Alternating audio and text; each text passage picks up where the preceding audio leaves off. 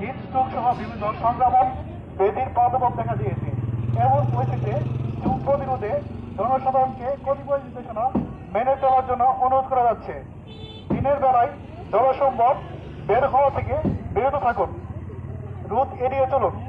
বাইরে বের হলে ছাতা, টুপি, ক্যাপ, কাপড় পরিধান করে জনসম্ভব ঢেকে রাখুন। হালকা রঙের ঢিলা ড্রাম, সম্ভব হলে সুতির জামা পরিধান করুন। প্রচুর পরিমাণে বিশুদ্ধ পানি পান করুন। সহজে হজম হয় এমন খাবার খাওয়ার চেষ্টা করুন। খোলা খাবার খাওয়া থেকে বিরত থাকুন। দিনের বেলায় একটানা পরিশ্রম করা থেকে বিরত থাকুন। সম্ভব হলে একাধিকবার পানির ঝাপটা নিন।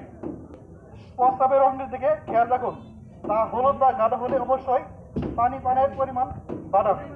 ঘরের পরিবেশ যেন অতিরিক্ত গরম না হয়, তাপটা না হয়, সেদিকে খেয়াল রাখুন।